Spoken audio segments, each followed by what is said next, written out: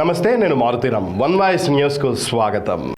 బంగ్లాదేశ్లో హిందువుల మీద జరుగుతున్న దాడిని తీవ్రంగా ఖండిస్తూ గజ్వేల్లో నిర్వహించిన హిందూ ఐక్యత ర్యాలీలో పాల్గొన్న ప్రతి ఒక్కరికి బీజేపీ రాష్ట్ర నాయకులు వెంకటరమణ ధన్యవాదాలు తెలిపారు. సిద్దిపేట జిల్లా గజ్వేల్లో బీజేపీ నాయకులు కార్యకర్తలతో కలిసి మీడియా సమావేశం నిర్వహించిన బీజేపీ రాష్ట్ర నాయకులు వెంకటరమణ మాట్లాడుతూ హిందువుల మీద దాడిని ప్రతి ఒక్కరూ ఖండించాలని, హిందువులు ఏకం కావాల్సిన తరుణం ఆసన్నమైందన్నారు. భారతదేశ సమగ్రతను కాపాడాల్సిన బాధ్యత అందరిపై ఉందన్నారు.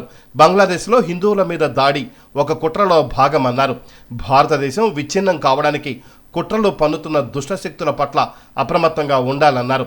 భారతదేశ ప్రధాని నరేంద్ర మోడీ సారథ్యంలో భారతదేశం గణనీయమైన అభివృద్ధి సాధిస్తోందని తెలియజేశారు.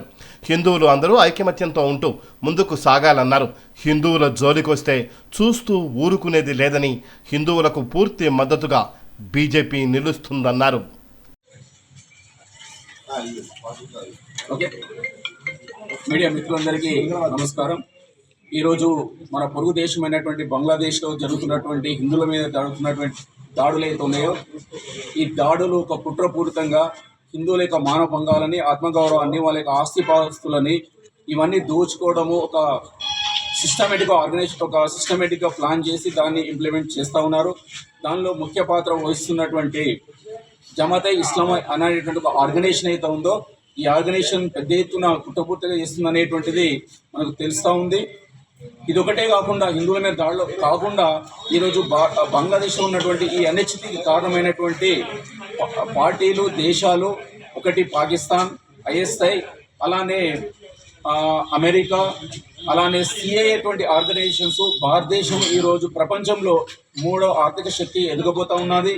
అలానే నరేంద్ర మోదీ గారు ఈరోజు నాటో దేశాలు జరుగుతున్నటువంటి మీటింగ్స్కు అమెరికా వద్దన్నా కూడా రష్యా వదిలేసి రావడము, దీనితో అమెరికా అనేటువంటి ఒక దేశము ఇక్కడ సెంట్ మార్టిన్ అనేటువంటి ఒక ఐలాండ్స్ ఏదైతే ఉందో, షేక్ హసీనా గారు అయితే పూర్వ ప్రధానమంత్రిగా ఉన్నటువంటి బంగ్లాదేశ్లో ఉన్నటువంటి షేక్ హసీనా గారు చాలా క్లియర్గా చెప్పినారు.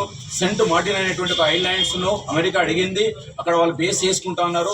అది నో అన్నందుకే తన పదవి నుంచి తొలగించినారు అనేటువంటి విషయాన్ని వారు చెప్పినారు.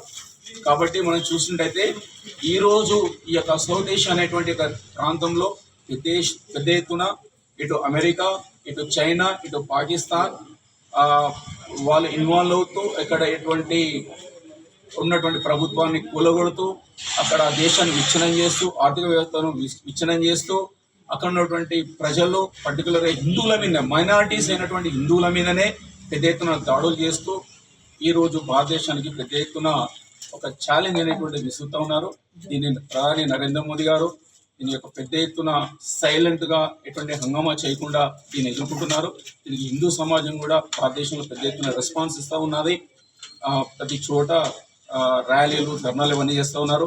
అలానే దానిలో భాగంగా ఈరోజు గజ్వేల్ పట్టణంలో కూడా పెద్ద ఎత్తున ర్యాలీ చేస్తున్నారు. ఇక్కడ ఉన్నటువంటి హిందూ బంధువులందరికీ కూడా ధన్యవాదాలు చెబుతూ, ఈ యొక్క బ్యాక్గ్రౌండ్ అనేటువంటిది దేశ ప్రధానంగా కూడా అర్థం చేసుకొని ఈ యొక్క ప్రభుత్వాన్ని సపోర్ట్ చేసి యాక్టివ్ ఉండాలని చెప్పేసి సందర్భంగా ముగిస్తున్నారు. భారత్ మాతాకి జై.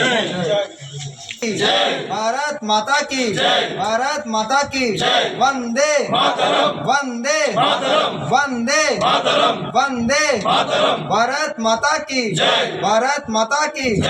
Save Hindus Bangladesh, save Hindus Bangladesh, save Hindus Bangladesh, Bharat మాతాకి జై.